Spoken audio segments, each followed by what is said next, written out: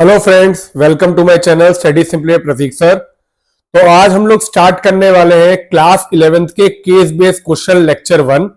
इस लेक्चर में देखो हम लोग क्लास 11th के केस बेस्ड क्वेश्चन डिस्कस करेंगे। मतलब आपका जो टॉपिक 12 नंबर का आता है, जो 12 मार्क्स के केस बेस्ड क्वेश्चन आते हैं, उनको हम डिस्कस करेंगे।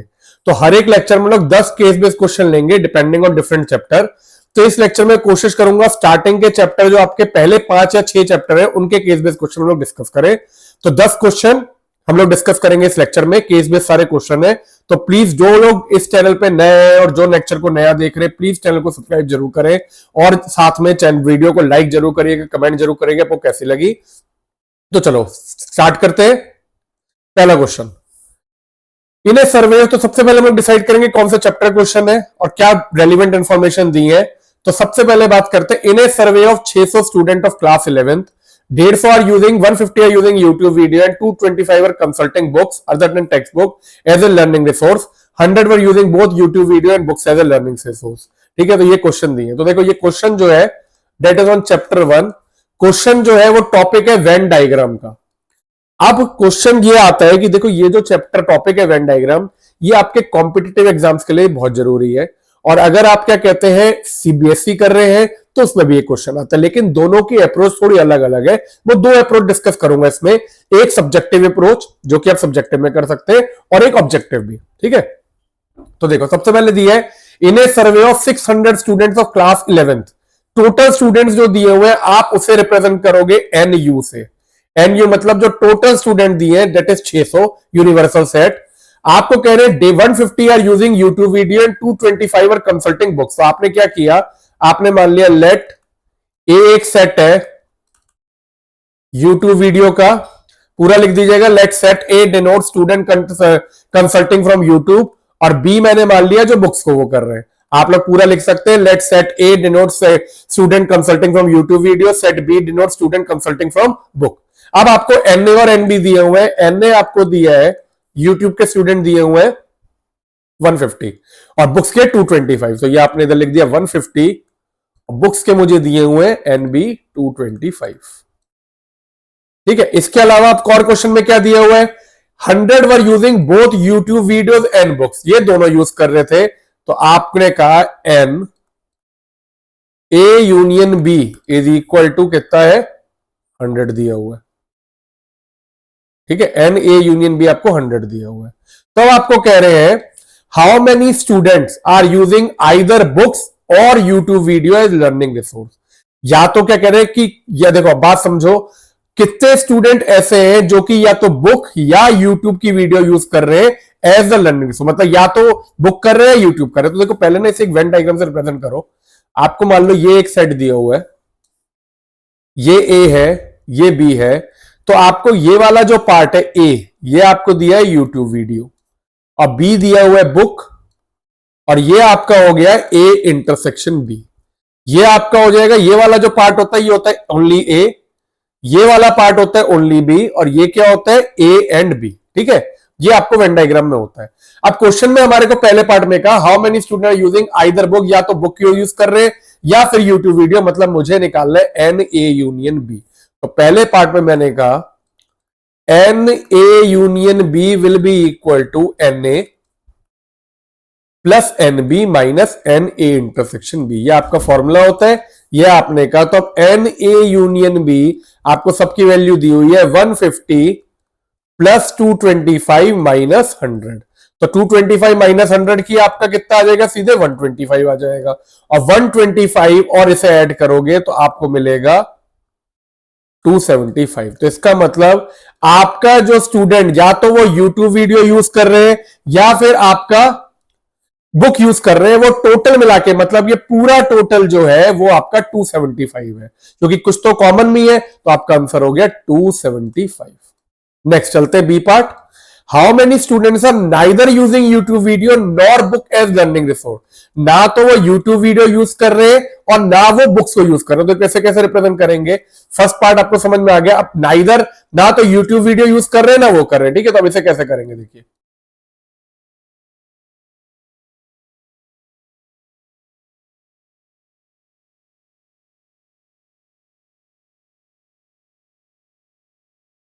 तो सेकंड में आपने कहा एन ए कॉम्प्लीमेंट, मतलब यूट्यूब वीडियो भी नहीं, एंड के लिए आपने इंटरसेक्शन का उल्टा साइन लगाया। देखिए ये एन का साइन होता है, बी कॉम्प्लीमेंट, मतलब ना तो वो यूट्यूब वीडियो यूज कर रहे हैं और ना वो बुक्स यूज कर रहे हैं कंसल्टेशन के लिए।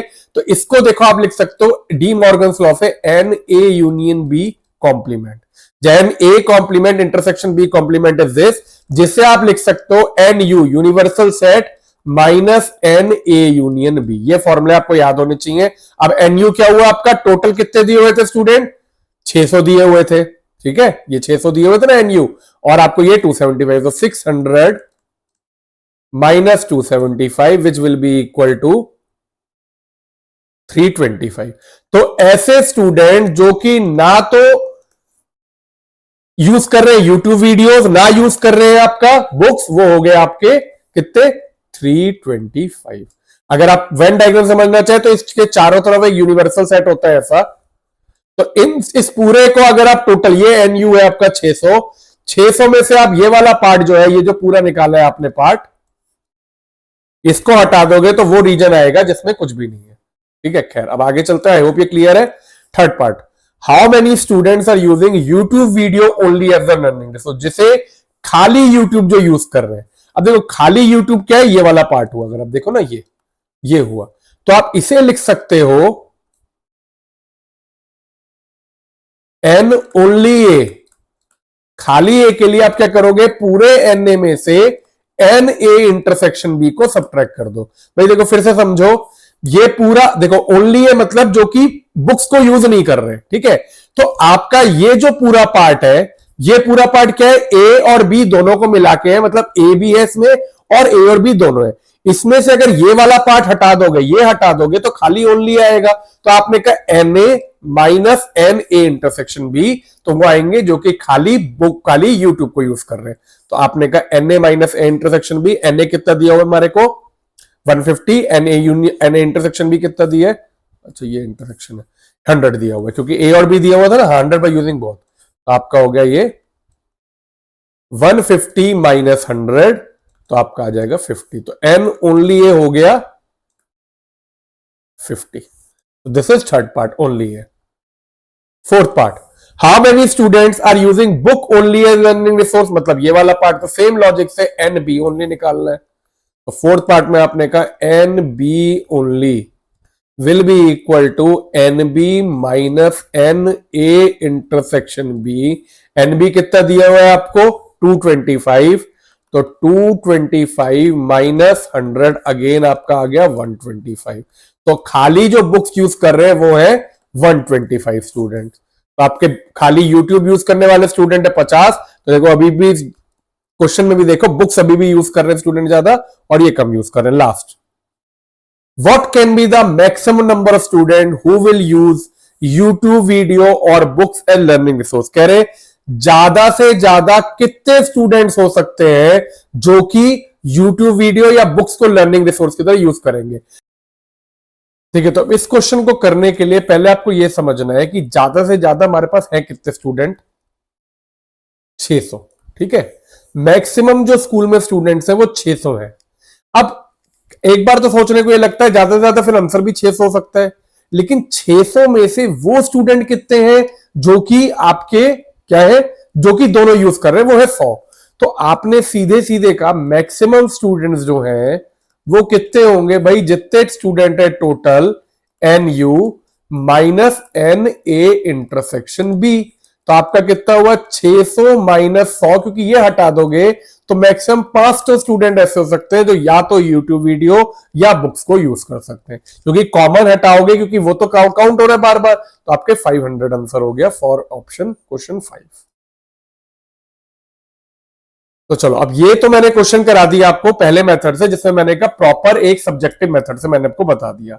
लेकिन अगर ये क्वेश्चन आपका कॉम्पिटिटिव एग्जाम्स में आता है, या अगर ये क्वेश्चन आपके 3 वेन डायग्राम 3 केसेस का आ जाता है, तो ये मेथड फॉर्मूले बनाना बहुत लेंथी हो जाता है। तो मैं अब आपको एक सिखाऊंगा बड़ा सिंपल सा मेथड जिससे आप कोई भी क्वेश्चन कर सकते हो। तो सबसे पहले उसमें क्या करो, आप वेन डायग्राम बना दो। आपने एक वेन डायग्राम बनाया, यहाँ पे ये एक बनाया, ये कोई जरूरी नहीं कि सर्कल इक्वल हो, आपने एक रफ वेन डायग्राम बना दिया। अब आपने यहां पे एन यू को तो लिख दिया 600 मतलब टोटल, ठीक है।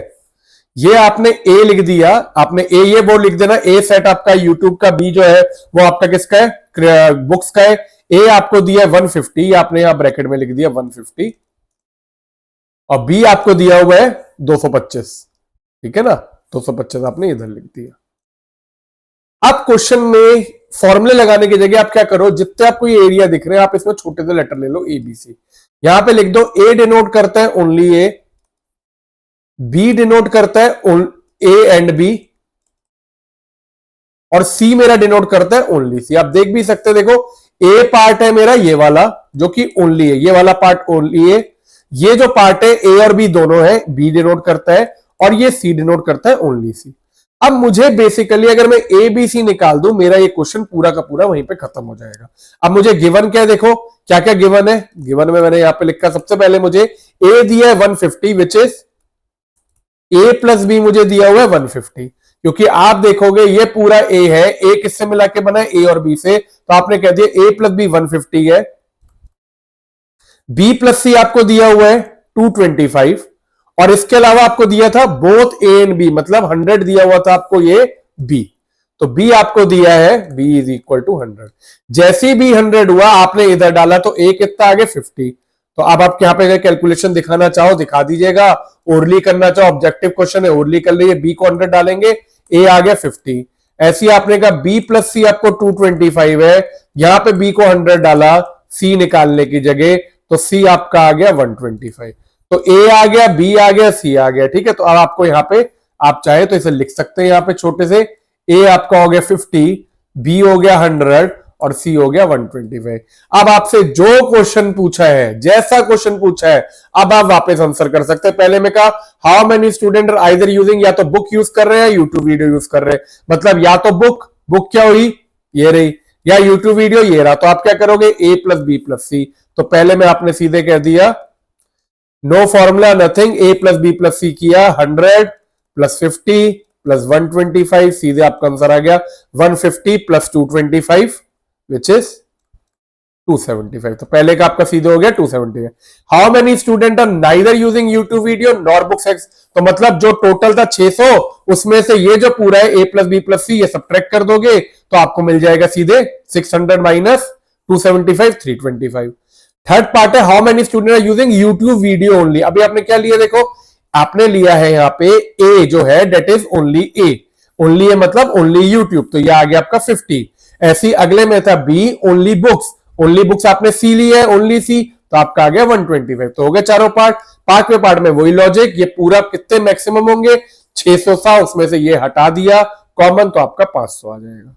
तो आई होप ये दोनों मेथड आपको क्लियर है, ये वाला मेथड फटाफट हो जाता है, ठीक है। ये ऑब्जेक्टिव के लिए एबीसी निकालो, और ये ज्यादातर फायदा जब करता है आपको 3 वैगनर इंडिया में दी है तब सबसे ज्यादा फायदा करता है, ठीक है। चलिए अब चलते हैं नेक्स्ट केस बेस्ड क्वेश्चन पे which is case based question 2। तो सेकंड में कहते हैं क्लास 18 स्टूडेंट टुक फिजिक्स, फिजिक्स ली है 18 ने, 23 ने केमिस्ट्री ले ली और मैथ्स ले ली भाई 24, मतलब आपको 3 दिए हुए हैं, ठीक है। आपको सेट एबीसी की जगह आप सेट पी ले लो,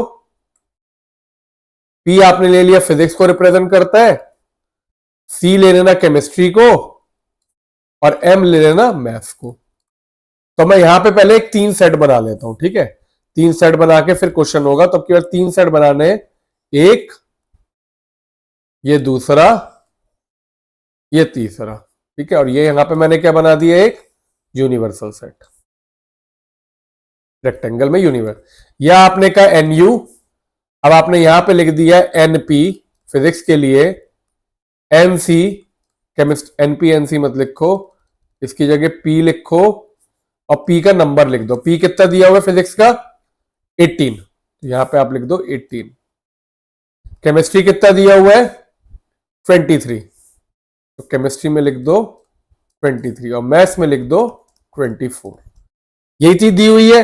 अब यहां पे पहले तो क्या करो, लेटर ले लो ए बी और सी, ये मैंने लिया है only P only chemistry only maths. D कैसे भी ले सकते हो, डी ई और एफ यहां पे ले लिए और जी यहां पे। अब सबसे पहले यहां पे कर दो, ए हुआ आपका ओनली फिजिक्स, बी हुआ आपका ओनली केमिस्ट्री, सी हुआ आपका ओनली मैथ्स, ये लिख दिया। अब डी आपने कहा फिजिक्स एंड केमिस्ट्री, फिजिक्स और केमिस्ट्री तो है, नॉट मैथ्स। भाई डी जो है, देखो डी क्या है आपका, ये वाला पार्ट, इसमें फिजिक्स और केमिस्ट्री तो आ रहे हैं लेकिन मैथ्स नहीं होगा, तो डी हो गया आपका physics and chemistry not maths.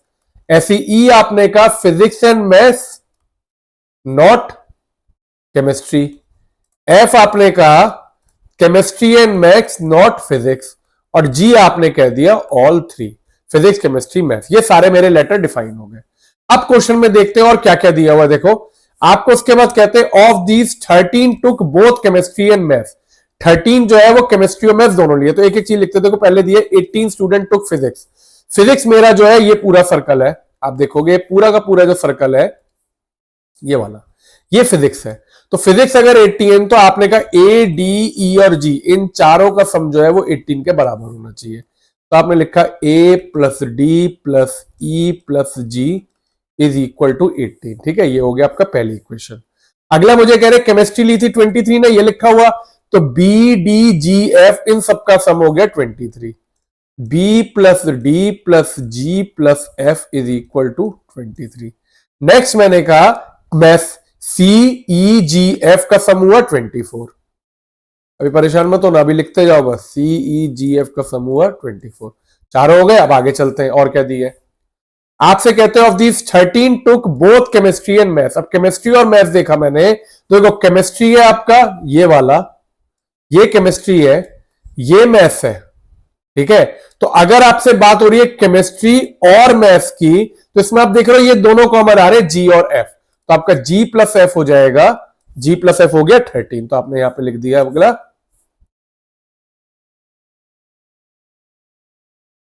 Ji plus F is equal to 13, chemistry और मैथ्स आ गया। इसके बाद आपने कहा 12 took both physics and chemistry. Physics और केमिस्ट्री देखते हैं, देखो ये फिजिक्स है, ये केमिस्ट्री है। फिजिक्स एंड केमिस्ट्री को मैं देखूं, ये फिजिक्स हुआ, ये केमिस्ट्री हुआ, तो कॉमन क्या है डी प्लस डी, तो डी प्लस डी आपका हो गया कितना 12, तो डी प्लस डी भी 12 डाल दिया। आगे चलते हैं, and 11 took both physics and maths, 11 लिया फिजिक्स और मैथ्स ने, तो सिमिलरली आपका ई प्लस डी आपका 11 हो जाएगा। तो यहां से ये दोनों मिल गए। अगर मेरे को दिया होता ओनली तो मैं ई लेता खाली, ये कंफ्यूज मत होना। देखो मेरे को जब कह रहे हैं फिजिक्स और मैथ्स, तो वो भी चीज आ जाएगी जिसमें केमिस्ट्री इंक्लूडेड है, क्योंकि आपसे ये कह रहे हैं कि दे took both chemistry and maths. Chemistry और मैथ्स लिया ना, तो केमिस्ट्री और मैथ्स में आपका केमिस्ट्री ये है, मैथ्स ये है, तो ऑब्वियसली जी इंक्लूड होगा, ये कंफ्यूज मत होना। ठीक है, लास्ट में कहते हैं 6 student were offered all the 3 subject, मतलब आपको 6 ऑल द 3 मतलब जी आपको दिया हुआ है 6, ये आपको इंफॉर्मेशन गिवन है। ठीक है, अब आपको जो क्वेश्चन है वो करने, the total number of students are, how many student took maths but not chemistry, ये सारी चीजें करनी है। तो क्वेश्चन करने से पहले मेरा काम है A B C D E F G निकालना। अब मुझे अगर G6 दिया हुआ है, तो आपने कहा G इज इक्वल टू 6, इस G6 को इधर डालोगे, E क्या आएगा आपका 11 माइनस 6 कितना आ जाएगा 5, तो आपने यहां पे कह दिया E आ गया 5। G को इधर डाला, 12 माइनस 6 D आ जाएगा आपका 6। ऐसी G को इधर डाला तो F कितना आ जाएगा आपका 7। आगे ये सारा, अब आपने यहां पे डी ई और जी को डाल दो तो ए निकल जाएगा। तो आपने कहा यहां पे ए प्लस डी कितना है 6, ई कितना है 5, जी कितना है 6 इज इक्वल टू 18, तो ए कितना आ जाएगा 1। 12 5 17, 18 माइनस 17 1, ए आ गया 1। बी प्लस डी को डाला फिर से 6, जी को डाला 6, डी 6 आ रहा है ना, हाँ, और जी तो 6 दिया ही हुआ है, तो डी को डाला 6, जी को डाला 6, और एफ कितना आया 7 is equal to 23। 6 plus 6 12, 12 and 7 is 19। ठीक है, तो 23 माइनस 19, तो बी आ गया आपका 4। लास्ट में सी plus E plus G plus F, तो सी प्लस ई की 5 वैल्यू है, जी की 6 है वापस, और एफ की 7 है, इज इक्वल टू 24। तो 6 एंड 5 इज 11, 11 7 इज 18, तो सी की वैल्यू आ जाएगी आपकी 24 माइनस 18 6। तो आपका A B C D E F ये सब आ गया। देखो ए आ गया 1, बी आ गया 4, सी आ गया 6, डी आ गया 6, ई आ गया एफ 5, जी आ गया 6 और एफ आ गया 7, सारे निकल गए। अब क्वेश्चन पे चलते हैं। Total number of students are, total number of student मतलब आपको A B C D E F G सारा ऐड कर देना है। तो पहले पार्ट में आपने सीधे कहा A plus B plus C plus D plus E plus F plus G, सारे स्टूडेंट आ जाएंगे। आपने सीधे लिखा ए की वैल्यू कितनी हुई 1, बी की वैल्यू 4, सी की वैल्यू 6, डी की वैल्यू 6, ई की वैल्यू 5, एफ की वैल्यू कितनी है 7 और जी की वैल्यू थी 6।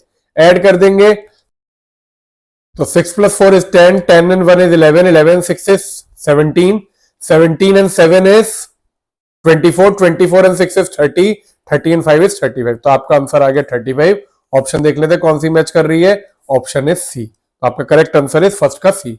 Next, how many took maths but not chemistry, maths तो ली बट केमिस्ट्री नहीं ली। अब देखो ध्यान से इसमें से देखते जाओ और करते जाओ। मैथ्स ली, ठीक है, लेकिन केमिस्ट्री नहीं होनी चाहिए। केमिस्ट्री में कौन कौन से आ रहे, ये दोनों। तो इसका मतलब अगर मैं इस मैथ्स वाले पोर्शन में से केमिस्ट्री वाला हटा दूं तो क्या बचता है ई प्लस सी। तो आपने कह दिया सेकंड पार्ट का आंसर होगा ई प्लस सी, क्योंकि अब देखो ये मतलब नहीं है कि फिजिक्स है या नहीं है, मेरे को कहा मैथ्स ली लेकिन उसमें केमिस्ट्री नहीं होना चाहिए। तो ई की वैल्यू कितनी है 5 और सी की वैल्यू कितनी है 6। तो 5 plus 6 is equal to 11, 11 answer हो गया। तो आपका सेकंड का आंसर हो गया ए।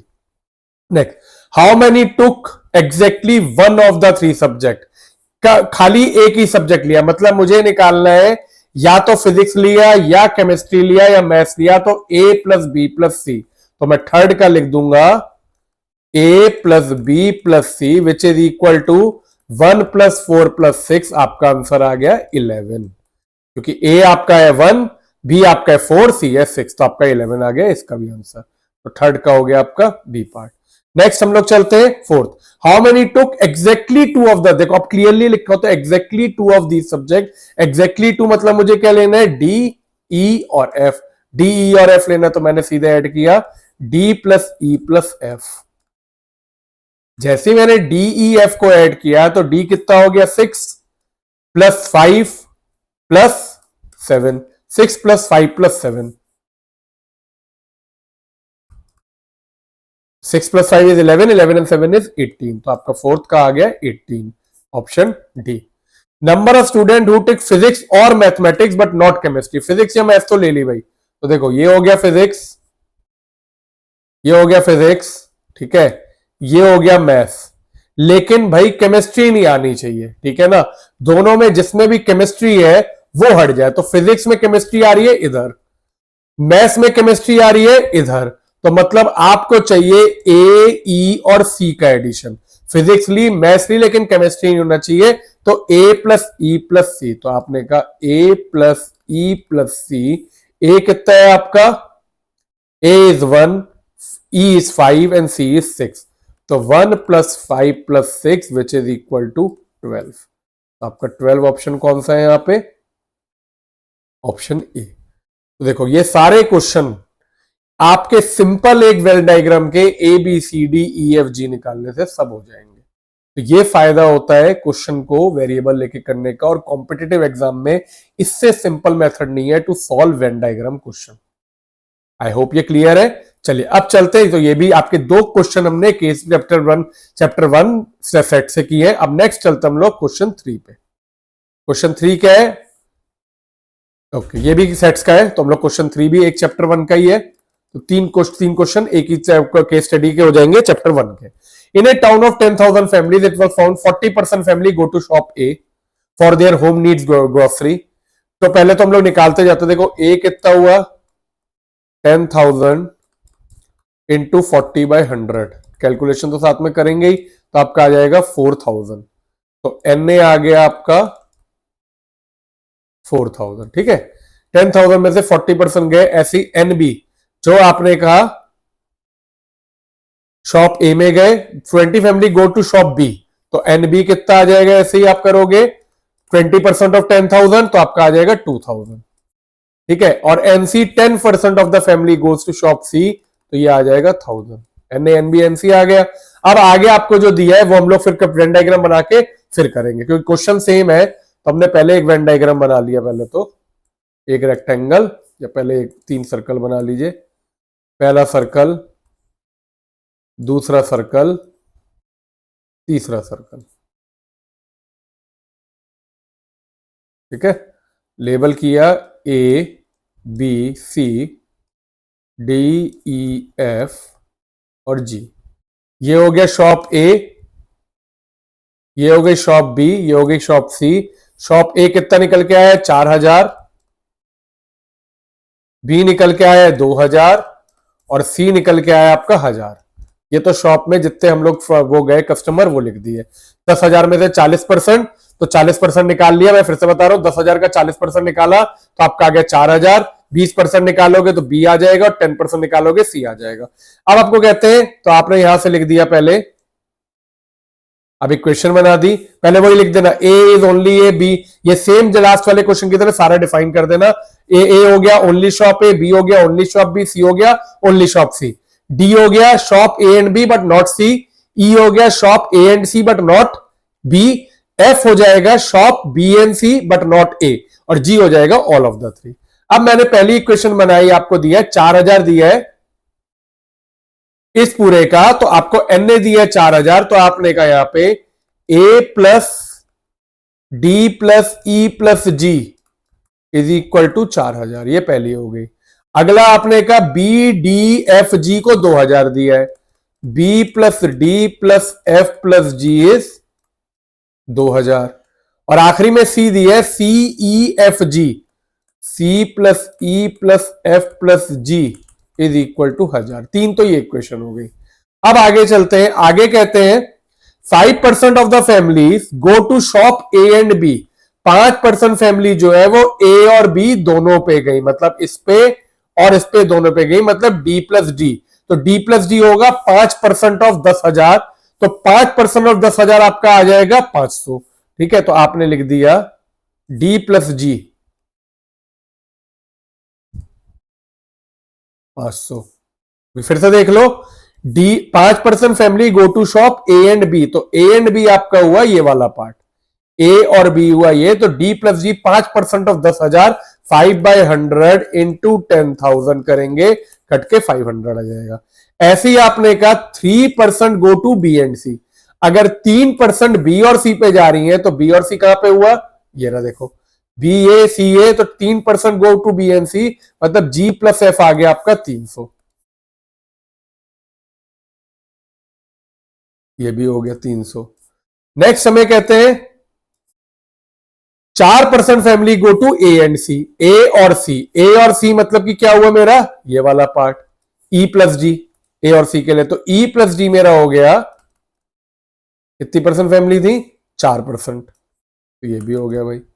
और आखिरी में कहते हैं 3% फैमिली, 3% है 2% family go to all the three places, मतलब 2% ऑफ 10,000 200 हुआ, तो आपका सीधे सीधे जी की वैल्यू मिल गई। और जैसी जी की मिली मेरा क्वेश्चन बिल्कुल कॉपी हो गया जो पहले था, जी 200 हुआ।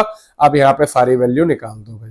आपने जब जी 200 है तो इधर डालोगे तो ई कितना आएगा 400 माइनस 200 200, तो यहां पे लिखते जाते हैं ई हुआ 200।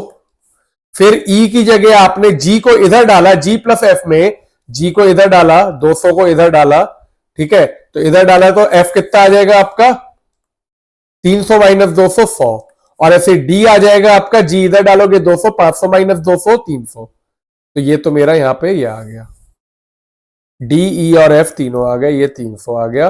और लास्ट में इधर ही मैंने जी की वैल्यू भी लिख दी 200। अब ए बी और सी निकालना है, ए बी और सी, तो अब यहां पे हम लोग आगे कर लेते हैं इधर, ये तो वैल्यू के लिए छोड़ देते हैं। अब ए जो निकालना है, डी आपने डाला देखो डी ई और जी, तो कैलकुलेशन कर लो यहीं पे,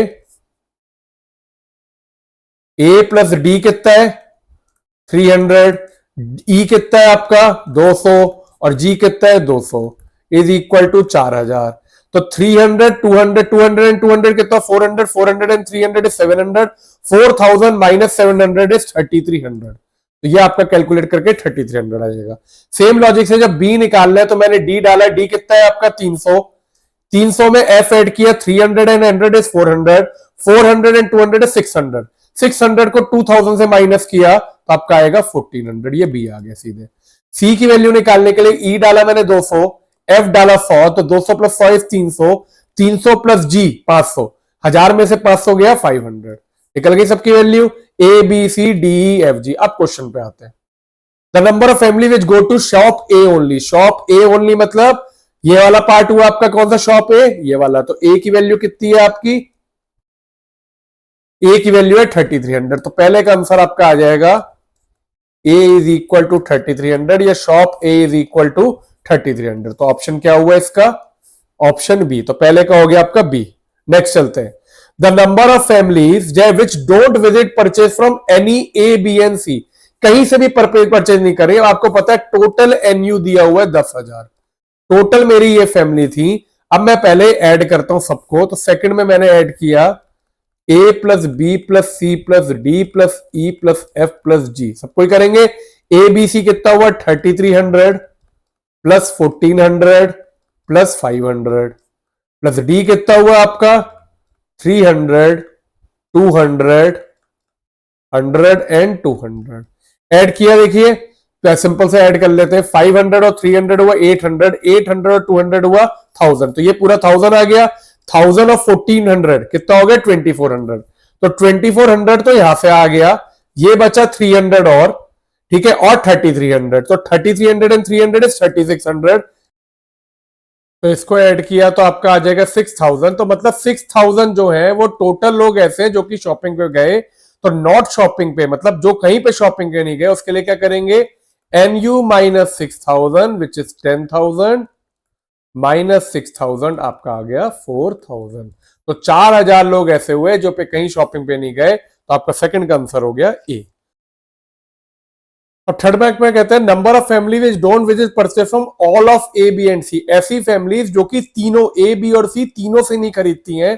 तो मतलब मुझे निकालना है जी को सब्ट्रैक्ट कर दो, ठीक है। तो मुझे मतलब कि दो से खरीदती है लेकिन तीनों से नहीं खरीदती, तो D plus E plus F, तो D plus E plus F कितना हो जाएगा आपका, D is 300, E is 200 and F is 100, तो आपका आ जाएगा आंसर 600। तो D plus E plus F will be equal to 600, तो आपका थर्ड का आंसर हो गया D.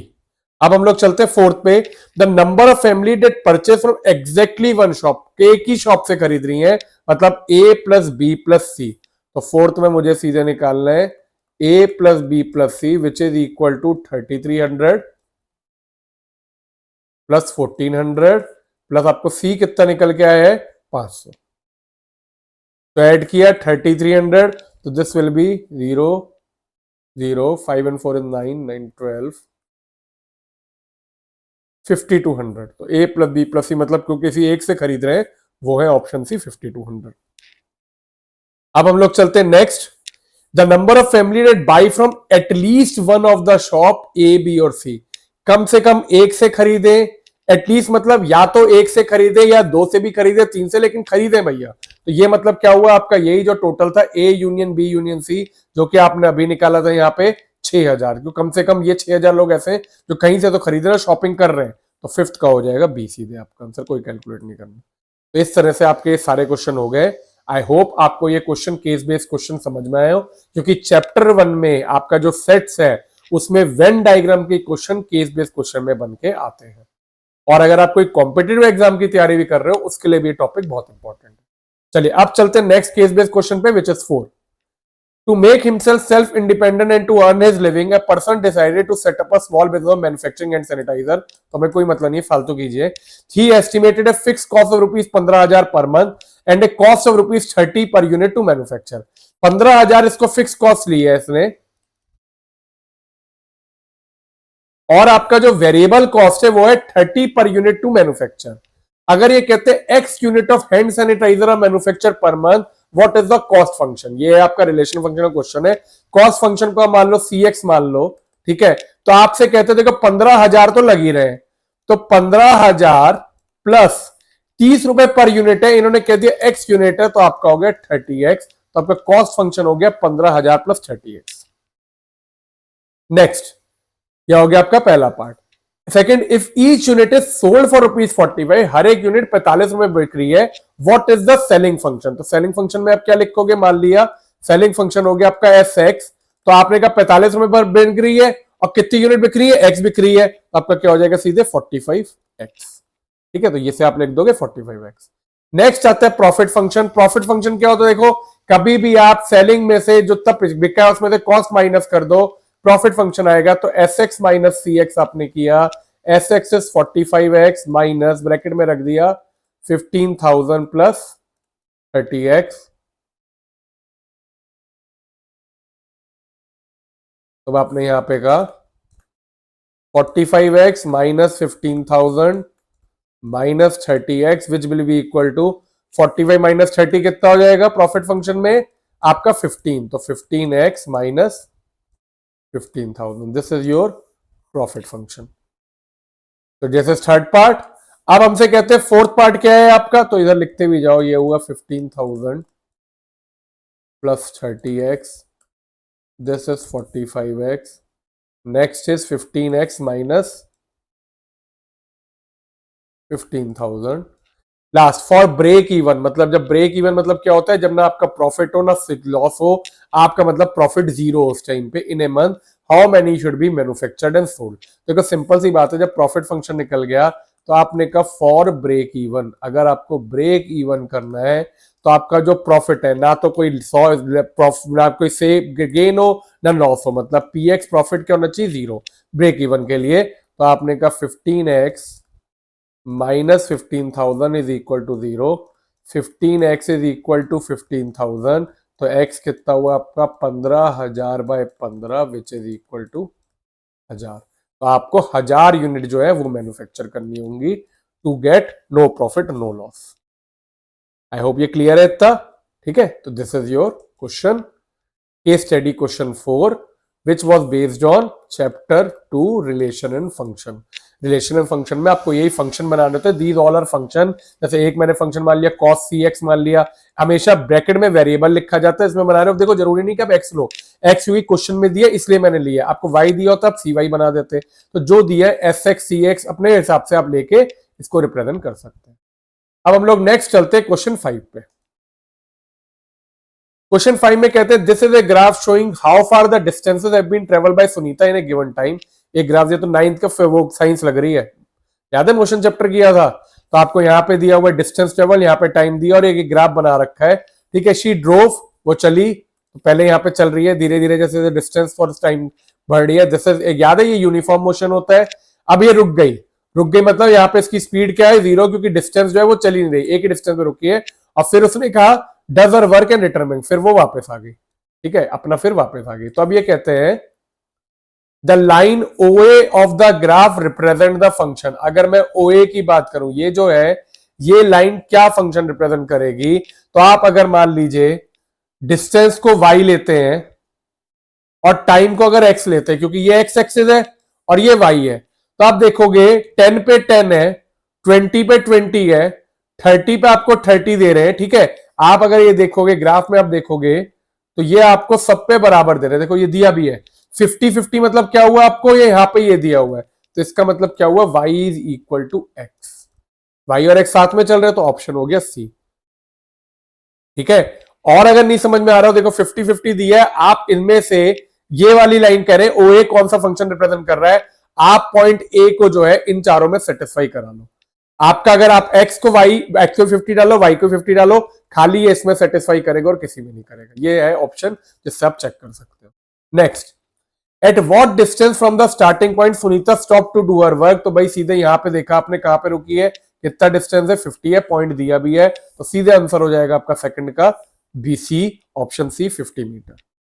Next, how much time Sunita took to complete her work. ये तो बहुत ही सिंपल है, देखिए कितना का टाइम लगा, यहां पे रुकी वो 50 सेकंड पे, कब तक रुकी रही, 90 मिनट्स तक, मतलब 50 मिनट से लेकर 90 मिनट तक ये वहीं पे रुकी, मतलब टोटल टाइम कितना लगा 50 से लेकर 90 के बीच में, 90 minus 50 which will be equal to 40।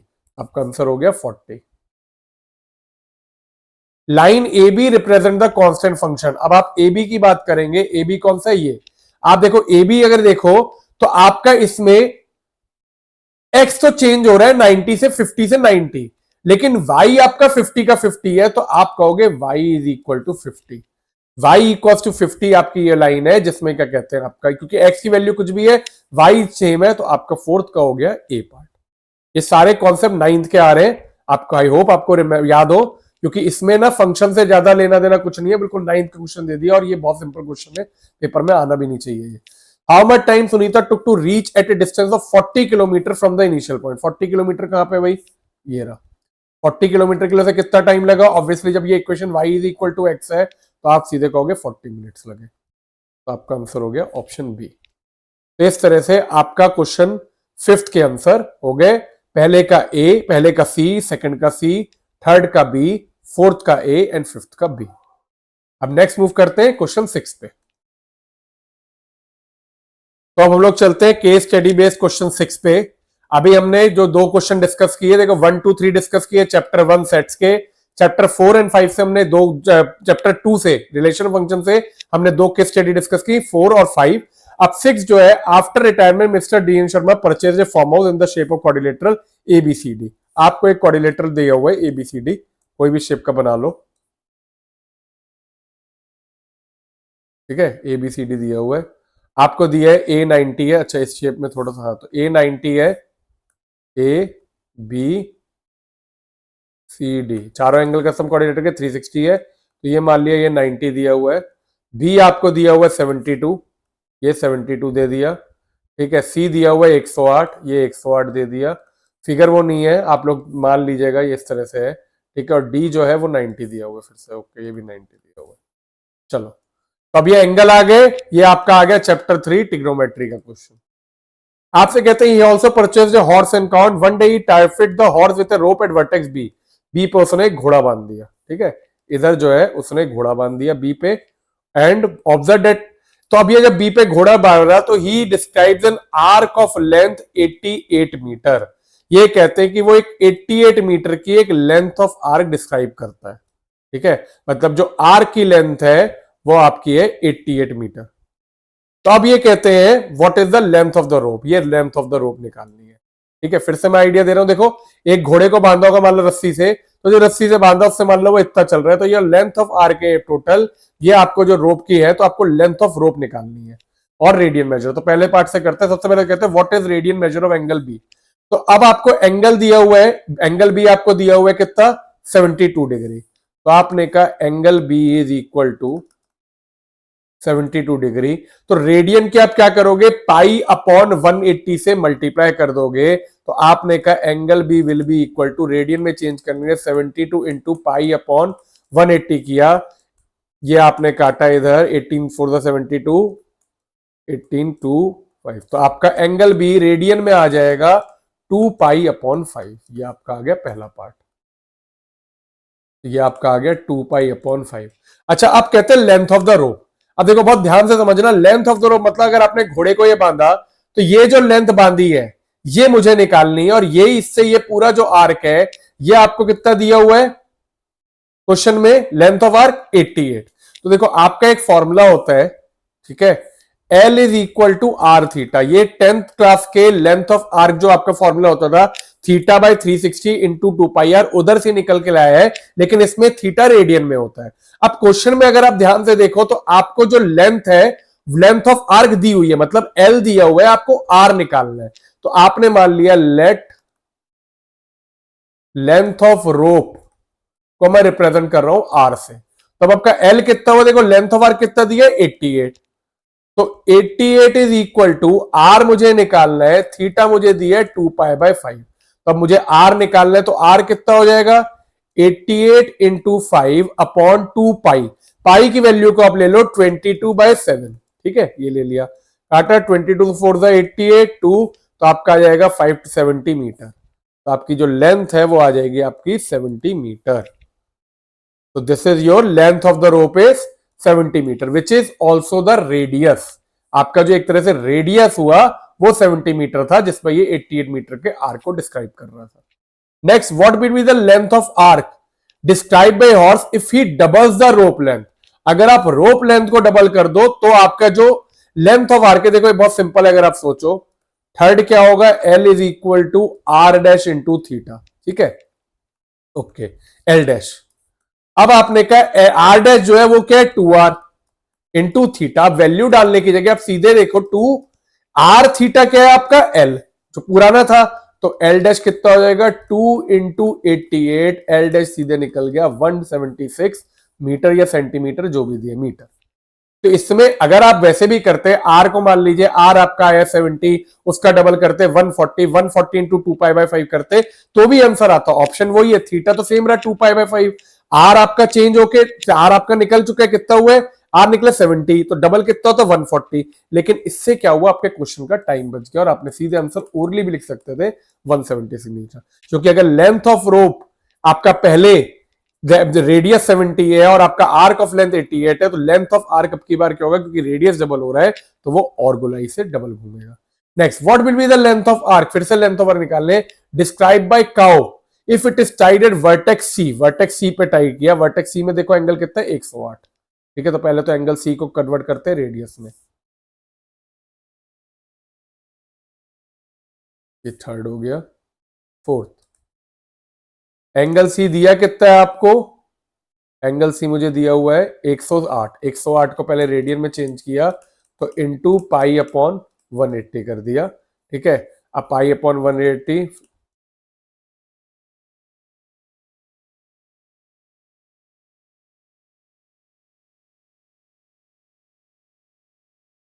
3π/5 आ गया आपका एंगल रेडियन में। अब ये 3π/5 हुआ और आपको कह रहे हैं एंगल तो है, what will the length of describe by cow if it ties a vertex C with the ropes of same length as horse. Length of rope कितनी थी आपकी 70, ठीक है, ओरिजिनल तो 70 थी ना, डबल बार नहीं लेंगे वो तो केस था। तो आर आपको 70 दिया हुआ है, तो आर आपने का 70, तो अब आपका लेंथ कितना हो जाएगा, L is equal to again R theta, R है 70, थीटा आपको दिया है 3 × 22/7 इंटू अपॉन 5, 5 तो नीचे 3π/5 था ना, ये हो गया तो 7, तो आपका आ जाएगा 132 मीटर। तो इसका आंसर होगा भाई कितनी होगी ये लेंथ, 132 मीटर।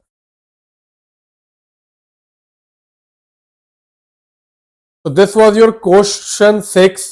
अब हम लोग मूव करते हैं क्वेश्चन 7 पे। While playing with his nephew Shashank, Mr. V.S. Malik observed a vertical pole in park. Okay. A wire is tied from top of the pole to point on ground level. Mr. Malik asked Shashank some mathematics related question. Mr. Shashank is class 11 student and very intelligent in maths. Using some tools, he measures the distance of the point at ground where wire is tied 10 meter and angle between wire and ground level is 75.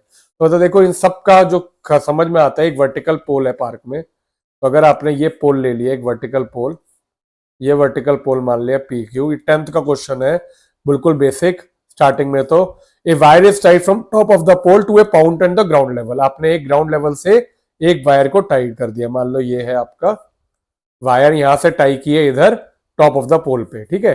तो आपसे कहते हैं mister Malik asked some mathematics related question, mister Shashank is class 11 student very intelligent maths, ठीक है। सब कुछ करके 10 metre का डिस्टेंस दिया हुआ ये रहा, और ये एंगल जो है ये 75 डिग्री है, ये हमारे को क्वेश्चन में दिया हुआ है। अब आता है क्वेश्चन सबसे पहले, what is the value of 1075। अब देखो जो आपने ट्रिग्नोमेट्री 10 तक पढ़ी थी उसमें आपको 0, 30, 45, 16, 90 ये 5 वैल्यू आपको पता थी, टेबल बनाना भी आता था। अब मुझे निकालनी है 1075 की वैल्यू। पहली चीजें आपको ये समझ में आना चाहिए कि फॉर्मूला क्या यूज करना है। तो सबसे पहले तो मैंने क्या किया, 1075 डिग्री को मैंने लिख दिया 10 45 + 30, ठीक है, क्योंकि 45 और 30 की वैल्यू मुझे पता है।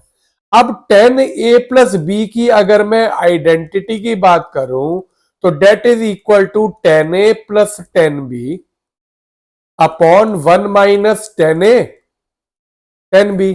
तो ये कितना हुआ, 1045 degree plus 1030 degree upon 1 - 1045 degree 1030 degree, क्योंकि आपका a यहां पे है 45 और b है 30, तो 10a + 10b which is 1045 + 1030 upon 1 - 1045 1030। अब आपने यहां पे वैल्यू को डाल दिया, तो 1075 1045 1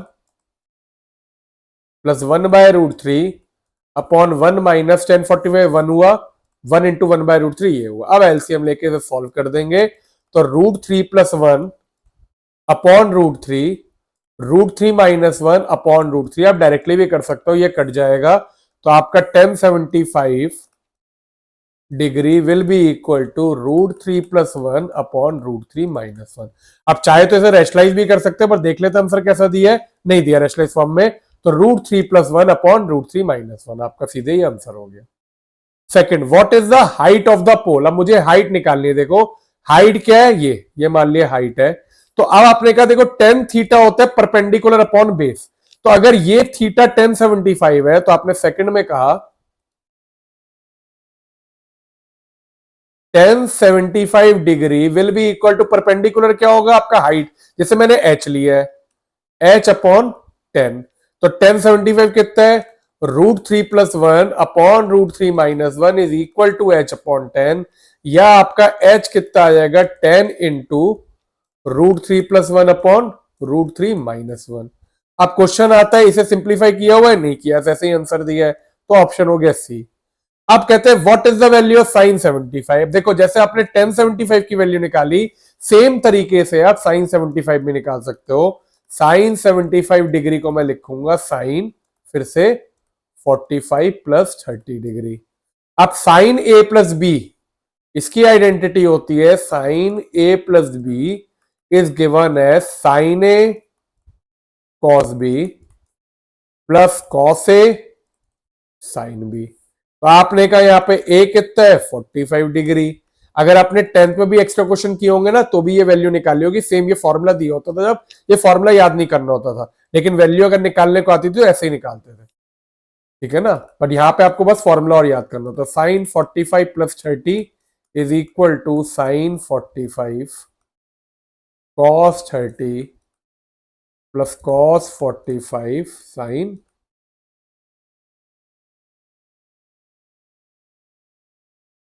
30।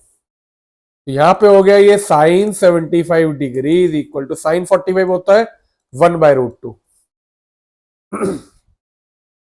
cos 30 होता है आपका √3/2, cos 45 1/√2, sin 30 1/2।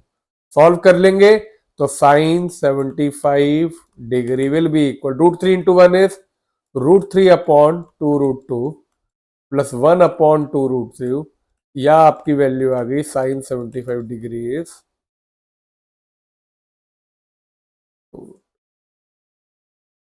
यह आपका आंसर हो गया इसका ऑप्शन सी √3 + 1 अपॉन 2√2, ऑप्शन सी।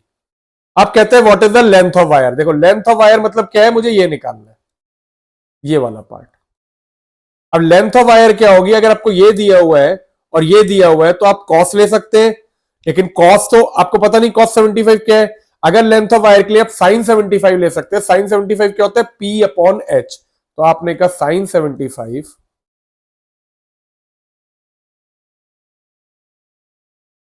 P अपॉन H, परपेंडिकुलर क्या हुआ आपका PQ, और लेंथ क्या हुई आपकी L, तो H अपॉन L। अब sin 75 तो मैंने डाला √3 + 1 upon 2√2 is equal to H की वैल्यू तो डालेंगे, H कितना है इधर, H निकाला था आपने ना, ये रहा 10 into √3 + 1 upon √3 - 1, 10 into √3 + 1 upon √3 - 1 into 1/L, ये L निकालना है। अब कुछ कट रहा है, देखो √3 + 1 यहीं पे कट जाएगा, L मुझे निकालना है, तो मैंने यहां से L को उधर ले गया, L will be equal to 10 upon √3 - 1 into 2√2, तो L कितना आ गया आपका 20√2 अपॉन √3 - 1। देखें ये दिया हुआ है कोई ऑप्शन 20√2। अच्छा अब इसमें देखो रेशनलाइज कर दिया, तो आपने क्या किया, इसे रेशनलाइज किया √3 + 1 अपॉन √3 + 1। अब ऑप्शन नहीं दिया होता ना तो स्टार्टिंग में ही रेशनलाइज कर देते, क्योंकि रेशनलाइजेशन बेसिक चीज है। 20√2 into √3 + 1 upon a - b, a + b is a² - b², which is √3 का स्क्वायर विल बी 3 - 1 2, तो ये 2 से ये कट जाएगा, तो आपका आ जाएगा 10√2 into √3 + 1, which is option A. Fourth का हो गया ऑप्शन ए।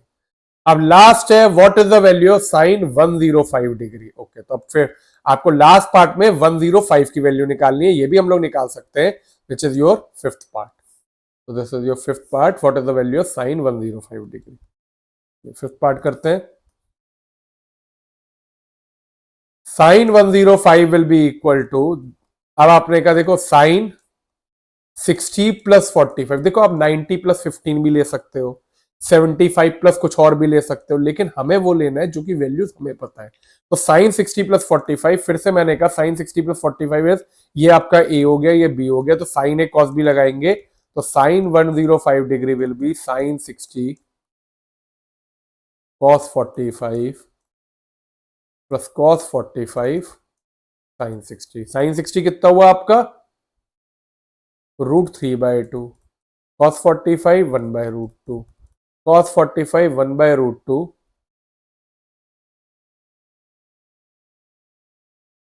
ये गलत लिख दिया हमने, इसे सही कर लेते हैं।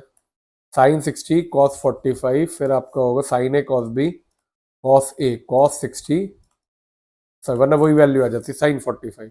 तो अब यहाँ पे आपने cos 60 को लिख दिया cos 60 is 1/2 and sine 45 is 1/√2। तो अब इधर से आपने कहा ये हो जाएगा √3 + 1 अपॉन 2√2, या फिर आप इसे मल्टीप्लाई करोगे तो आपका ये आ गया √3 + 1 इंटू √2 अपॉन √2 इंटू √2 4। अब ऑप्शन देख लो, √3 + 1 अपॉन 2√2 कोई ऑप्शन है, √3 + 1 अपॉन 2√2, ये ऑप्शन सी। आपका ये हो गया ऑप्शन सी। तो दिस इज क्वेश्चन 7, सारे पार्ट हो गए आपके। First is 1075, option B. Height of the pole निकल गई, option C. Third is option C, fourth is A and fifth C. But ये इंपॉर्टेंट क्वेश्चन है क्योंकि इसमें साइन 75 कॉस 105, देखो ये वाला पार्ट इंपॉर्टेंट है, 1075 निकालने को आ सकता है, ठीक है, साइन 75 आ सकता है, और लास्ट में आपको साइन 105 आ सकता है। और इंटरेस्टिंग पार्ट, साइन 105 और साइन 75 की आप वैल्यू देखोगे सेम है। क्यों? क्योंकि साइन 75 है sine 180 minus 105, which is sine 180 minus theta is sine theta. But खैर वो कभी और डिस्कस करूंगा, अभी के लिए क्वेश्चन में ऐसे कर लिया हमने। चलिए अब चलते हैं नेक्स्ट क्वेश्चन पे, case based study question 8। Question 8 आपका आ जाता है चैप्टर 4 कॉम्प्लेक्स नंबर से। तो हमने चैप्टर 1, 2 और 3 कवर कर लिए, अब हम लोग पहुंच रहे हैं कॉम्प्लेक्स नंबर पे। कॉम्प्लेक्स नंबर मेरे ख्याल से सबसे सिंपल चैप्टर है, क्योंकि काफी चीजें तो आपकी 11th में एलिमिनेट हो गई हैं, बट आप कॉम्पिटेटिव एग्जाम की तैयारी कर रहे हो तो आपको सब चीजें पता होनी चाहिए। While solving a typical equation, a person finds that one of the root of the equation of complex number is z is equal to 1 + 2 iota upon 1 - 3 iota. z आपको दिया हुआ है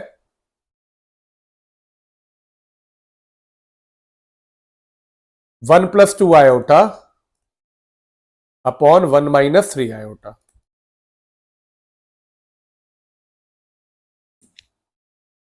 देखिए अब अगर आपको कोई भी कॉम्प्लेक्स नंबर दिया हो, सबसे पहला काम होता है इसे स्टैंडर्ड फॉर्म में लाने का। हर एक कॉम्प्लेक्स नंबर सबसे पहले स्टैंडर्ड फॉर्म क्या होती है, z is equal to a plus iota B, मतलब डिनोमिनेटर में कोई भी कॉम्प्लेक्स नंबर या कोई भी अनरियल फॉर्म नहीं होनी चाहिए। तो पहले तो काम है मुझे ये हटाने के लिए, ठीक है। अब इसे हटाने के लिए स्टैंडर्ड फॉर्म में लाने के लिए आप सबसे पहले क्या करो, जैसे आप 9th में रैशनलाइज करते थे वैसे 11th में इस वाले जो कॉम्प्लेक्स नंबर है जो डिनोमिनेटर में, उसका कॉन्जुगेट ले लो। तो ऊपर नीचे मैंने 1 + 3 आयोटा से मल्टीप्लाई डिवाइड कर दिया। जब ये मल्टीप्लाई डिवाइड किया तो ऊपर तो आ जाएगा 1 + 2 आयोटा। मैं स्टेप बाय स्टेप को समझाऊंगा, जिससे अगर आपको कॉम्प्लेक्स नंबर नहीं भी आता तो इधर से क्लियर हो जाए, ठीक है। तो सबसे पहले मैंने जो भी हमेशा कोई भी कॉम्प्लेक्स नंबर है सबसे पहले स्टैंडर्ड फॉर्म में लाएंगे, उसके लिए ऊपर नीचे 1 + 3 आयोटा से मल्टीप्लाई डिवाइड किया। अब नीचे आ गया आपका 1 - 3 आयोटा इंटू 1 + 3 आयोटा। अब आपने ऊपर और नीचे मल्टीप्लाई किया, जैसे एक पॉलिनोमियल मल्टीप्लाई करते हैं तो 1 × 1 इज 1, देखो 1 × 1, फिर 2 आयोटा इंटू 1 होगा आपका 2 आयोटा, तो 1 + 2 आयोटा। फिर आपने किया 1 × 3 iota which will be +3 iota, और फिर आपने किया 2 iota into 3 iota which is 6 iota square. यहां पे आखिरी में आ गया 6 iota square. I is iota, ऊपर नीचे a - b, a + b is a square minus B square, ठीक है। अब इसे और सिंप्लीफाई करते हैं तो 1 तो एज इट इज रहा, 2 आयोटा 3 आयोटा को ऐड किया तो आपका आ जाएगा 5 आयोटा। आयोटा स्क्वायर की वैल्यू होती है -1, जहां पे भी आपको आयोटा स्क्वायर दिखेगा i⁻²⁴ कॉम्प्लेक्स नंबर में, दैट इज इक्वल टू -1। 1 का स्क्वायर 1 हुआ, 3 का स्क्वायर 9, आयोटा स्क्वायर को जैसे मैंने बताया -1, तो ये लिख दिया। तो z मेरा हुआ, देखो 6 into -1 -6, 1 - 6 is -5 plus 5 iota upon 1 + 9 which will be equal to -5 plus 5 iota upon 10। ठीक है, तो अब आपने यहां पे कर दिया z is equal to -5/10 plus 5 upon 10 iota, या z को मैंने लिख दिया -1/2 प्लस 1/2 आयोटा। ये आपका स्टैंडर्ड आ गया। अब जब ये स्टैंडर्ड आ गया तो स्टैंडर्ड फॉर्म ऑफ z पहले में यही पूछा है, तो आपको स्टैंडर्ड फॉर्म क्या मिल गई, -1/2 प्लस आयोटा/2, तो -1/2 प्लस आयोटा/2 ऑप्शन ए। अब ये कहते हैं अगर z is equal to 2x plus 4 minus Y iota, तो आपको x और y की वैल्यू निकालनी है। वापस देखो, z मैंने निकाल लिया, z कितना है मेरा, यहां से मैंने लिखा, सेकंड पार्ट में कह रहे हैं z is equal to 2x plus 4 minus Y iota. z की जगह मैंने डाल दिया -1/2 plus 1/2 iota is equal to 2x plus 4 minus Y iota. अब ये है कॉम्प्लेक्स इक्वालिटी का क्वेश्चन। कॉम्प्लेक्स नंबर की इक्वालिटी में क्या होता है, अगर z1 z2 के बराबर है, z1 अगर मान लीजिए a1 plus iota b1 is equal to a2 plus iota b2, तो रियल पार्ट के बराबर होता है, इमेजिनरी पार्ट के बराबर।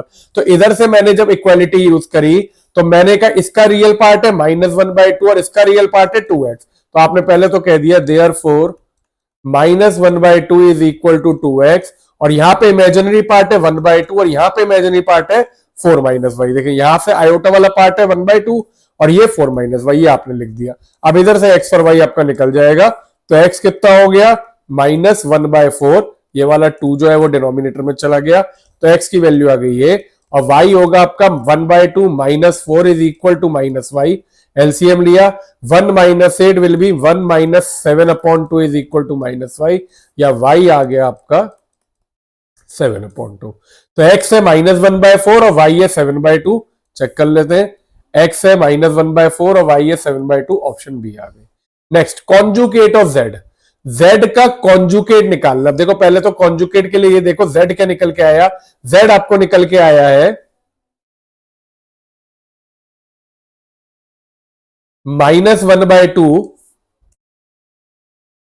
Plus 1/2 iota.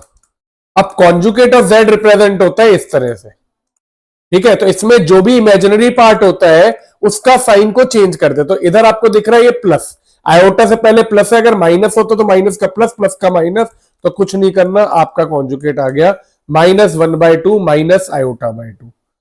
थर्ड पार्ट का हुआ -1/2 माइनस आयोटा/2। लेकिन मुझे ये स्टैंडर्ड फॉर्म में इस तरह से दिया हुआ है, तो अब मुझे देखना पड़ेगा इस वाले को। ठीक है, अब देखो इसमें क्या करना होता है, अगर आपको ये इस फॉर्म में दिया है तो भी कोई घबराने वाली बात नहीं है। आपको पहले आपने z लिखा, z कितना है 1 + 2 आयोटा अपॉन 1 - 3 आयोटा।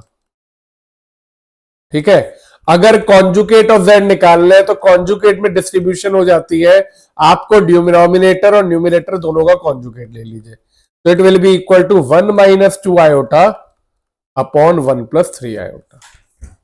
तो ये आपका कॉन्जुगेट हो जाएगा 1 - 2 आयोटा अपॉन 1 + 3 आयोटा।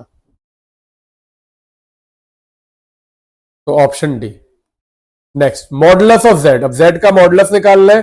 अब मॉडुलस के लिए क्या फॉर्मूला होता है, अगर z is equal to a plus iota b, तो मॉडुलस ऑफ z होता है रूट के अंदर a² प्लस b का, मतलब रियल पार्ट का स्क्वायर प्लस इमेजिनरी पार्ट का स्क्वायर। तो यहां पे आपको z दिया हुआ है, z is equal to -1/2 plus 1/2 iota, -1/2 plus 1/2 iota. तो अगर मैं कंपेयर करूं, रियल पार्ट है -1/2 और इमेजिनरी पार्ट भी क्या है 1/2, तो आपने कहा modulus of z will be equal to root के अंदर, देखो नेगेटिव पॉजिटिव से फर्क नहीं पड़ता क्योंकि स्क्वायर करने जा रहे हैं, पर जब भी लिखना जरूरी है क्योंकि जो आप ले रहे हो वो सामने दिखना चाहिए। तो ये आ गया आपका, तो modulus of z will be equal to root के अंदर 1/4 plus 1/4, 1/4 plus 1/4 will be 2/4।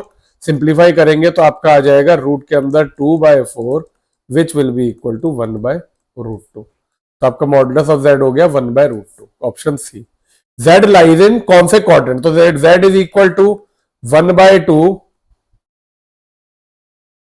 Minus 1/2 plus iota by 2। तो देखो ये जो होता है z जो होता है बेसिकली इसका जो रियल पार्ट होता है वो डिनोट करता है x एक्सिस को, और जो इमेजिनरी पार्ट होता है वो डिनोट करता है y एक्सिस को। तो आप देख सकते हो आपका जो x है डेट इज नेगेटिव और y क्या है आपका पॉजिटिव है। तो अगर आपका x नेगेटिव y पॉजिटिव, ठीक है, तो आपका कौन सा क्वाड्रेंट होता है, सेकंड क्वाड्रेंट। तो आपका ये हो गया सेकंड क्वाड्रेंट। तो आपका जो z है that lies in second quadrant. तो ये था आपका केस बेस्ड क्वेश्चन 8। आई होप ये क्लियर है। This is from complex number. अब हम लोग चलते हैं 9th पे। तो 9th में आपको दिया हुआ है, देखते किस चैप्टर का है। एक company produces cassette, one cassette cost company ₹30 and also an additional fix cost 26,000 per week. तो एक कंपनी कैसेट प्रोड्यूस कर रही है, एक कैसेट की कॉस्ट 30 रुपए है और इसके अलावा एडिशनल फिक्स कॉस्ट हर हफ्ते की 26,000 रुपए। तो ये तो ऐसे ही क्वेश्चन है जैसे हमने किया था, पर आगे पढ़ते हैं। Company sold each cassette at ₹43। Sold जो है हर एक कैसेट जो है वो थी 43 में।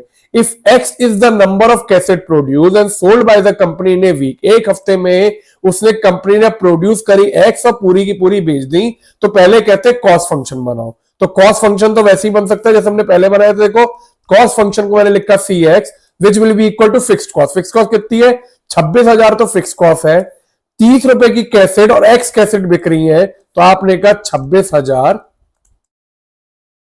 प्लस 30x, ये आपका कॉस्ट फंक्शन हो गया। तो ये तो बिल्कुल जैसे फंक्शन हमने पढ़ा है सेकंड चैप्टर का था वैसे ही 26,000 प्लस 30x। अगला कहते हैं रेवेन्यू। रेवेन्यू मतलब बेचने का। तो एक कैसेट कितने में बिक रही थी, क्या दिया हुआ है, एक कैसेट का सेलिंग प्राइस 43, कितनी बिकी x, तो सीधे हो गया 43x, क्योंकि उसमें तो फिक्स कॉस्ट नहीं है, 43 रुपीज में एक कैसेट बेच रहे हो तो 43x। Profit function, profit function क्या होता है जैसे हमने पहले देखा था। तो ये आपका हो गया 1, ये हो गया 2, ये थर्ड के लिए profit function is equal to revenue function minus cost function, हमेशा ये दोनों माइनस होंगे। तो आपका आएगा 43x minus 30x plus 26,000। This will be equal to 43x minus 30x minus 26,000। Minus किया इन दोनों को तो आपका आएगा 13x माइनस 26,000 या 13 कॉमन, तो आपका आएगा x माइनस 2,000। चाहे आप ये px लिख दो या ऊपर वाला जैसा ऑप्शन में दिया होगा वैसा देख लेंगे। तो 13x माइनस 2,000 या 26,000 नहीं है, 13x माइनस 26,000, तो माइनस 26,000 प्लस 13x पलट के दिया तो ये हो गया। Fourth, how many cassette must be produce by the company in a week to realise some profit. अब देखो जब ये अभी आपको था ब्रेक इवन जो आपने क्वेश्चन किया था, अब आ गया सम प्रॉफिट, तो ये आपका लीनियर इनइक्वालिटी का क्वेश्चन हो गया चैप्टर 6, ठीक है। तो फोर्थ के लिए अगर आपको सम प्रॉफिट चाहिए तो आपने कहा 13x minus 26,000 should be greater than 0। भाई कुछ प्रॉफिट है मतलब 0 से बड़ा होना चाहिए, तो आपने कहा 13x इज ग्रेटर देन 26,000 या x is greater then 26,000, 26,000 divided by 13, तो x इज ग्रेटर देन 2,000, मतलब आपका जो नंबर ऑफ कैसेट बिकनी चाहिए 2,000 से ज्यादा बिकनी चाहिए। तो आपने का क्या आंसर होगा इधर, तो more than 2,000, more less than 2,000, तो आपका आंसर होगा more than 2,000। x is greater then 2,000, so more than 2,000. If company incurs an additional cost of ₹3 on each cassette per week, ठीक है, how many cassette must be produced by the company in a week so that there is no profit no loss। अब भाई 3 रुपए और cost हो रही है, तो आपका जो कॉस्ट फंक्शन है, जो आपका कॉस्ट फंक्शन था वो अब आपका देखो क्या हो जाएगा 26,000 प्लस 30x प्लस 3x, क्योंकि 3 रुपए और है मतलब 26,000 प्लस 33x। आपका रेवेन्यू तो वही रहा, बेस तो आप उसी में रहे 43x में, तो आपकी बार आपका प्रॉफिट फंक्शन होगा px will be equal to, मैं डायरेक्ट से चेंज कर दूंगा 43x माइनस 33x माइनस 26,000, कितना आ गया आपका 10x माइनस 26,000। अब ये कहते हैं कि भाई ये प्रॉफिट में अब की बार there is no profit no loss, तो px should be equal to 0 या 10x minus 26,000 is equal to 0। तो आपने सॉल्व किया 10x इज इक्वल टू 26,000 या x मेरा आ गया 2600। x अगर 2600 आ गया तो आपका आंसर हुआ ऑप्शन सी। तो इस तरह से आपके सारे क्वेश्चन हो गए। ये चैप्टर था चैप्टर 6 लीनियर इनइक्वालिटी। ऑल्दो एक ही क्वेश्चन इनइक्वालिटी का आया तो आप ये कह सकते हो रिलेशन फंक्शन का एक एक्सटेंशन है। आप एक क्वेश्चन बना के जब कंडीशन डालते हो लेस देन या ग्रेटर देन की तो वो लीनियर इनइक्वालिटी का क्वेश्चन हो जाता है। अब हम लोग चलते हैं लास्ट क्वेश्चन पे, केस बेस्ड क्वेश्चन 10 इस लेक्चर का। सो आपको कह रहे हैं A and B try to find the equation of inequality. आपको देखो ये बहुत इंपॉर्टेंट क्वेश्चन है। लीनियर इनइक्वालिटीज में अगर मॉडुलस फंक्शन आ जाए तो डेट इज वेरी इंपॉर्टेंट। तो आपसे कह रहे हैं mod X minus one plus mod X minus two is greater than equal to 4। आपको इसे सॉल्व करना है। देखो नॉर्मली मॉडुलस फंक्शन जो होते हैं वो केस बेस लेके क्वेश्चन होते हैं, ठीक है। लेकिन हम लोग देखते हैं मैं पूछा क्या है, क्योंकि इसमें केस बेस्ड क्वेश्चन है। सबसे पहले कहते हैं जब x लेस देन 1 है तो क्या सॉल्यूशन होगा। अब चलो चलते हैं, अब ध्यान से सुनिएगा। देखिए आपको कहा when x is less than 1। अब अगर 1 से मान लीजिए छोटा है, मान लीजिए मैं कोई वैल्यू ले लेता हूं 0। अगर आप x को 0 इसमें डालते हो तो 0 माइनस 1 क्या होगा, नेगेटिव। लेकिन मॉड क्या होता है, पॉजिटिव खुलता है। तो अगर ये नेगेटिव है तो बाहर एक नेगेटिव होना चाहिए इसे पॉजिटिव बनाने के लिए। क्यों, फिर से समझाता हूं। देखो नॉर्मली क्या होता है जब आपका मॉड के अंदर नेगेटिव होता है आप उसे पॉजिटिव खोल देते हो। लेकिन अब यहां पे क्या प्रॉब्लम है, यहां पे x है। x की वैल्यू बड़ी भी हो सकती है और छोटी भी हो सकती है। फॉर एग्जांपल अगर x को आप 10 डालते हो तो 10 minus 1 is 9 which is 9।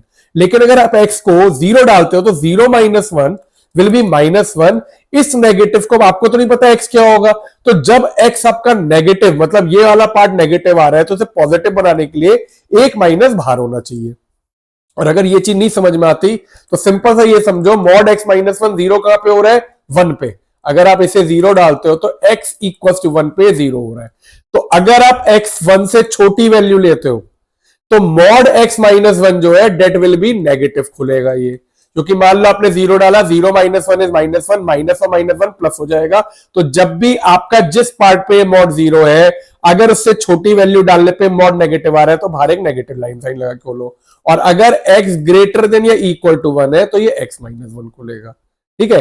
Same logic से अगर आप मैं मॉड x माइनस 2 की बात करूं, ये 0 होता है देखो 2 पे, तो आपका ये ब्रेक होगा 2 पे। आपने कहा x ग्रेटर देन 2 या आपका x less than equal to 2, sorry x less than 2 या x greater than equal to 2।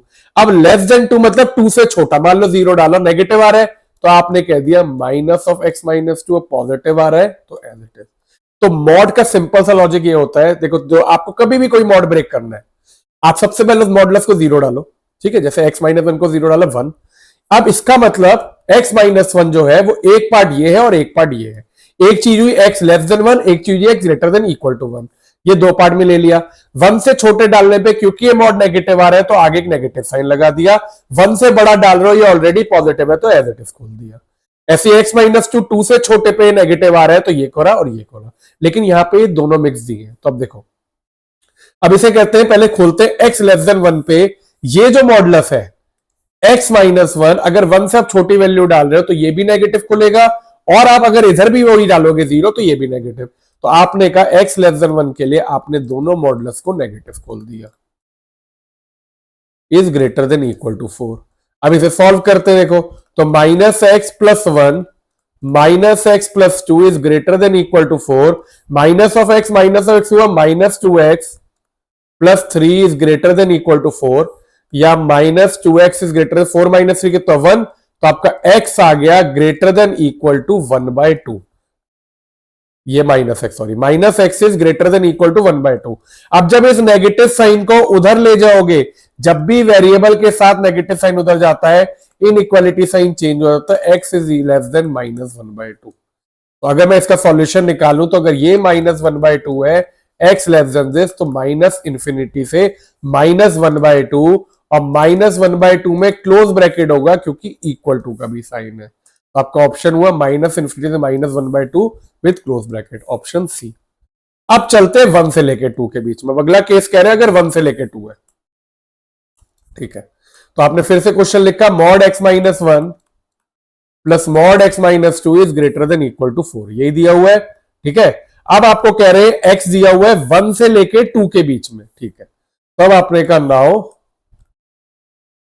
1 से लेके x जो है, और कोई इनइक्वालिटी साइन भी देख लेते, इक्वालिटी साइन 1 पे इक्वल टू का साइन और 2 पे नहीं है, तो इस तरह से। अब 1 से बड़ा 2 से छोटा, ठीक है। अब मान लो आपने डाला 1.5, अब जैसे ही आप 1.5 डालते हो तो 1.5 माइनस 1 हुआ 0.5 विच इज पॉजिटिव, तो मॉड x माइनस 1 तो खुल गया x minus 1 without negative sign, ठीक है। अब आपने इधर डाला 1 से लेके फिर से 1.5 डाला, 1.5 माइनस 2 इज माइनस 0.5, मतलब आपका खुलेगा नेगेटिव, तो x माइनस 2 के आगे नेगेटिव लगा के ये खोल दिया। अब इसे खोला x minus 1 minus X plus 2 is greater than equal to 4, ये कट गया। तो जैसे ही ये कटा आपका 1 is greater than equal to 4 which is false, इसका मतलब ये कंडीशन हो ही नहीं सकती, एग्जिस्ट ही नहीं कर सकती, तो आपने इसमें का नो सॉल्यूशन, आपका कोई सॉल्यूशन नहीं आया, क्योंकि 1 is greater than equal to 4 is not true. अगर यही आ जाता 7 is greater than equal to 4, इसका मतलब इनफाइनाइट सॉल्यूशन आ जाते, कुछ भी डालो ये हमेशा ट्रू होगा, ठीक है। तो इसका आ गया नो सॉल्यूशन। अब चलते थर्ड पार्ट पे। थर्ड पार्ट में आपसे कह रहे हैं सेम क्वेश्चन, लेकिन अब की बात 2 से लेके इंफिनिटी। तो फिर से मैंने लिखा मॉड x माइनस 1, क्वेश्चन यही है, बस मॉड में केसेस के हिसाब से आपका ब्रेक होता है। तो अगर ये 2 से लेके इंफिनिटी है, इंफिनिटी में इक्वल टू साइन कभी आता ही नहीं, 2 से बड़ा कुछ भी डाल दो, मान लो 4 डाल दिया, 4 माइनस 1 इज 3, तो ये पॉजिटिव खुलेगा, 4 माइनस 2 ये भी पॉजिटिव खुलेगा, आपका ये हो गया greater than equal to 4। x और x हुआ आपका 2x minus 3 is greater than equal to 4, या 2x is greater than equal to 7, या x मेरा आ गया ग्रेटर देन इक्वल टू 7/2, मतलब x आपका 7/2 से बड़ा है या उसके बराबर है, तो आपका सॉल्यूशन में आप लिख सकते हो 7/2 क्लोज ब्रैकेट से इंफिनिटी। तो आपका क्या आंसर आ जाएगा, दिस इज 7/2 से इंफिनिटी। अब ये कहते हैं x belongs to r, fourth part में कह रहे हैं भाई x कुछ भी हो सकता है, x बिलोंग्स टू r मतलब x में यहां पे कुछ भी लूं तो क्या सॉल्यूशन आएगा, ठीक है। तो अब देखो, अब x बिलोंग्स टू r मतलब क्या होता है बेटा, आपने अगर ये क्वेश्चन लिखे थे, अगर आपको ये सारे ऑप्शन नहीं दिया होता और आपको क्वेश्चन खाली ये दिया होता, तो सबसे पहले आप ब्रेक करते हर एक केसेस पे। तो ये आपका ब्रेक हो रहा है 1 और 2 पे, तो ये 3 पार्ट में ब्रेक होता, पहला पार्ट ये, दूसरा पार्ट ये और तीसरा पार्ट ये। तो मैं 3 केसेस लेता, पहले केस में लेता x लेस देन 1, जो मैंने ये लिया है पहला वाला, x लेस देन 1, फिर मैं लेता 1 से लेके 2, ये वाला दूसरा, और फिर तीसरा, और तीनों के जो आंसर आते हैं उसे कंबाइन कर देता। तो यहां पे भी यही करना है, 1 में आपका आंसर आया है माइनस इंफिनिटी से माइनस 1/2, तो आपने कहा जब x बिलोंग्स टू r होगा तो आंसर होगा आपका पहला हुआ माइनस इंफिनिटी से लेके माइनस 1/2, सेकंड वाले में कुछ नहीं आया उसे छोड़ दो, यूनियन मतलब इसके अलावा जो दूसरा है वो है 7/2 से इंफिनिटी। तो यहां से लेके यहां तक ये आपके दोनों ऑप्शन जो है वो आपके कवर होके ऑप्शन ए आ जाएगा, क्लोज ब्रैकेट, ये ब्रैकेट का बहुत ध्यान रखना होता है ये। अब जब x ग्रेटर देन 4 है, अगर x 4 से बड़ा हुआ तो भी ये दोनों पॉजिटिव होंगे, ठीक है। तो आपने कहा भाई अगर x 4 से बड़ा हो जाएगा तो क्या होगा, ये देख लेते हैं। 4 से मान लो बड़ा हुआ, ये positive, 2x minus 3, x is greater then, अच्छा देखो, अगर x 4 से बड़ा है तो आप ये कहोगे, ध्यान से देखना फोर्थ पार्ट में, अगर x 4 से बड़ा है तो आपके मॉड तो दोनों फिर से पॉजिटिव खोलेंगे, मतलब x minus 1, x minus 2 is greater than equal to 4। अगर इसे सॉल्व करेंगे तो मेरा यही सेम चीज आएगी, x is greater than equal to 7/2। आपको लगेगा फिर फर्क क्या है, देखो अब यहां से ध्यान से देखना, कंडीशन में दिया है x 4 से बड़ा है, मेरा आ रहा है 7/2 से बड़ा, ठीक है। दोनों में कॉमन रीजन क्या है, ये वाला। तो क्योंकि x 4 से बड़ा है और मेरा सॉल्व करके x greater than equal to 7/2 आ रहा है, लेकिन क्योंकि पहले से ऑलरेडी x 4 से बड़ा है तो मैं सीधे यहां पे कहूंगा 4 to infinity with open bracket, क्योंकि इक्वल टू का साइन नहीं है। तो आपका आंसर हो गया C. This was case based question 10। I hope ये आपको 10 क्वेश्चन केस बेस्ड के क्लियर है। इसमें हमने 1 2 3 4 5 आपके 5 चैप्टर कवर किए। अगले लेक्चर में मैं आगे क्वेश्चन और केस बेस्ड क्वेश्चन कवर करूंगा, इसलिए आप लोगों से रिक्वेस्ट है, जो लोग इस चैनल पर नया है वो चैनल को सब्सक्राइब जरूर करना, और प्लीज अपने लाइक शेयर और कमेंट जरूर करना। जो भी मुश्किल है आप वीडियो में कमेंट करो, आपको लेक्चर कैसा लगा कमेंट करो, जिससे कि मैं आगे आपके लिए और अच्छे लेक्चर लेके आ सकूं। तो मिलते हैं अगले लेक्चर में, तब तक के लिए ध्यान रखिए, अच्छे से तैयारी करिए, ऑल द बेस्ट।